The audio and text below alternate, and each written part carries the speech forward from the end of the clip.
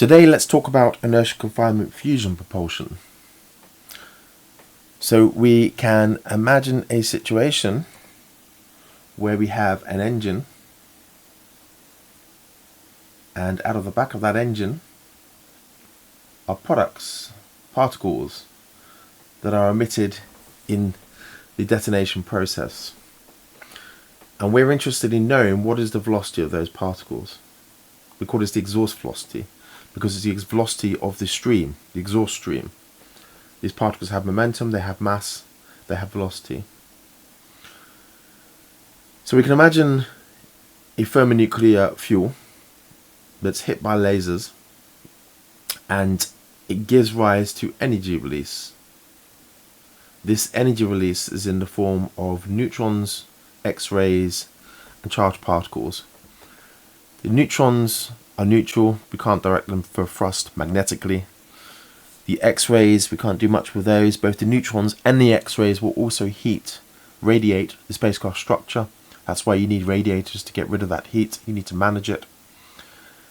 So the only thing we can really use is the charged particles. So we're interested in those charged particles and how we can use them. And how we define the energy release inside of this fuel capsule is through the Einstein equation. So that's given by E is equal to mc squared, where m is the mass of the thermonuclear fuel and c is the speed of light, which is given by 299,792,458 meters per second. Now let's just take a standard thermonuclear reaction, the one we like for propulsion, which is deuterium helium-3. So we have deuterium plus helium-3 reacting to produce helium-4 plus protons. This is called the reactant, this is called the product. The difference between those results in some energy release, which is essentially the mass defect, that's what we call it, and we express this through a term called alpha. So for a DD reaction, this would have a value of about 0.0001. For a DT reaction, deuterium-tritium, it would be something like 0.0038, and for this deuterium helium-3 reaction, it would have a value of around 0.0039. So this is great. This is one of the highest performing reactions, and as you can see we have minimal neutrons, so we call it a aneutronic reaction, although some neutrons are produced from the deuterium reacting with itself, but it's mostly protons and helium-4 which are both charged, so this maximizes the momentum of the exhaust stream. There's an additional term here, alpha, which goes into this equation. Okay, so we've got E equals alpha mc squared. So I mentioned we wanted to find exhaust velocity. So the next thing we need to define is the kinetic energy of these particles that are being emitted from this detonated fusion capsule.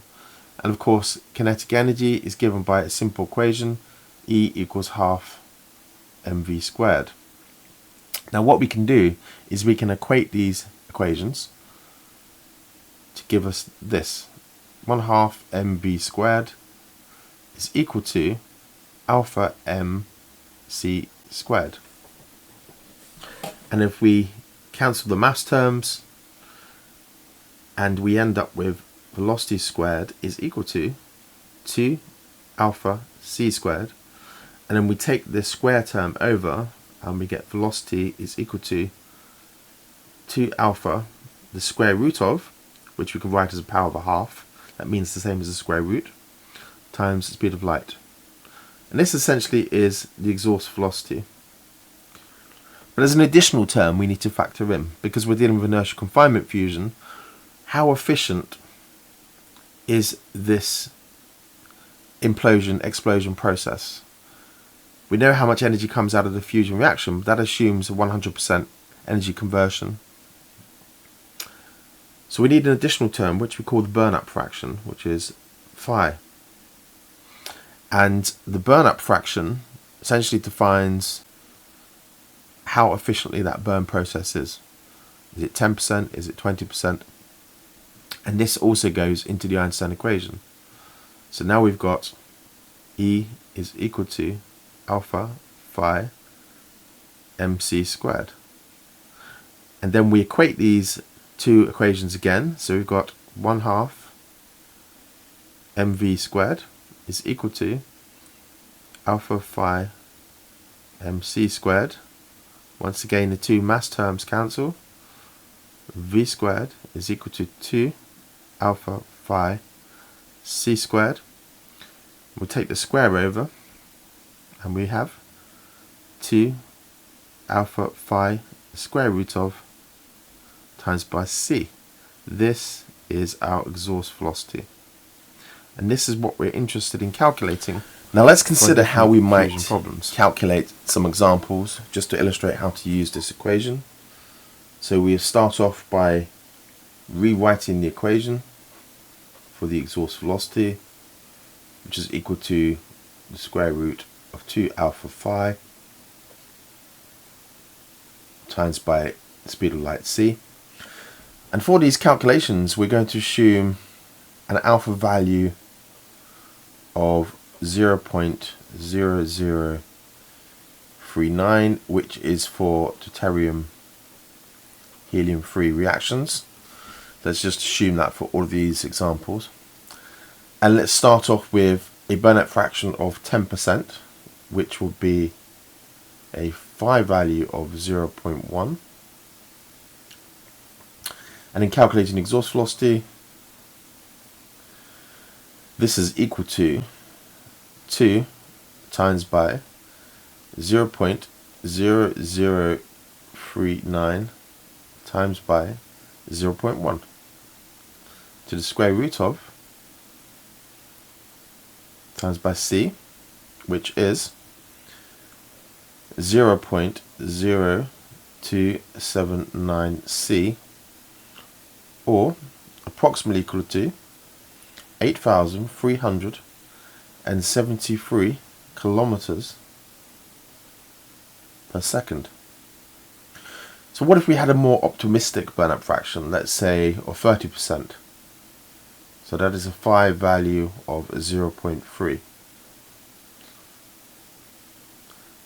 Well, then the exhaust velocity is going to be 2 times 0.0039 times by 0.3 to the power of a half times by c, which is 0.0483 c, or approximately equal to 14,500 kilometers per second. Now, unfortunately, the best we've done so far in any demonstratable laboratory reactor is less than 1%. But let's be generous and let's assume a phi of 1% as what we might credibly do in a reactor on Earth over the next 5 to 10 years. So that's 0.01 for phi value. And calculating exhaust velocity, 2 times by 0.0039 times by 0.01 to the power of a half times by c, which is 0.00883 c, or approximately equal to 2,648 kilometers per second. And we have to remember that this is for deuterium helium-3, which is the most energy producing thermonuclear reaction. If it was deuterium, for example, then these exhaust velocities would be even less. And let's think about this in the context of the ideal rocket equation, which is that the velocity increment, delta v, is equal to the exhaust velocity times by the natural logarithm of the mass ratio, r, where r is equal to the initial stage mass over the final stage mass. And just to keep things simple, let's just assume an R value of around 5, which is a logarithmic R value of around 1.609. And we'll just use that for all of these test cases. So starting off with our phi value, so we've got 3 cases. We've got 10%, we've got 30%, and we've got 1%. And let's see how the delta V looks with these exhaust velocities. So the delta V for these 3 cases, first of all, at 10% burnout fraction, we get a 13,472 kilometers per second, which is approximately 4.49% of C. For the 30% burnout fraction, we get a delta V of 23,330 kilometers per second, which is approximately 7.7% of C, much better. And for the 1%, we have a delta V of 4,260 kilometers per second, or approximately 1.4% of the speed of light. Then one of the things we might consider is, with these exhaust velocities and the implied delta V's, how long would it take to, say, get to the nearest stars? The nearest stars are 4.3 light years away. This is the Proxima Centauri system, Centauri A, Centauri B. We know that velocity is equal to distance over time. So, approximately speaking, we can say that time for the mission is given by distance over velocity. I say approximately because we're neglecting here time for acceleration and deceleration. So we might want to add on a few years onto the cruise time. So we're just looking at the cruise time, which is essentially is the delta V. And we're also neglecting staging, which is another thing you can do. So calculating with 4.3 light years divided by 4.49% of the speed of light, this implies a mission time of around 96 years. And for this one, we get around 55 years. And then for the 1% case, at 1.4% delta V, we get 307 years, so 3 centuries. So if we wanted to have a mission that could get to the stars, say a flyby mission, in say a century, then this is what we would be going for. Maybe assume 4 years or so of acceleration and then 96 years of cruising.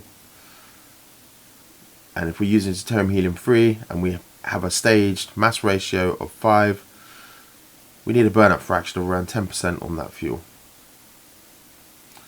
So that's quite useful to know. So this just really has explained how Vx, the exhaust velocity, is calculated from those parameters of the mass defect and the burnout fraction. That's it.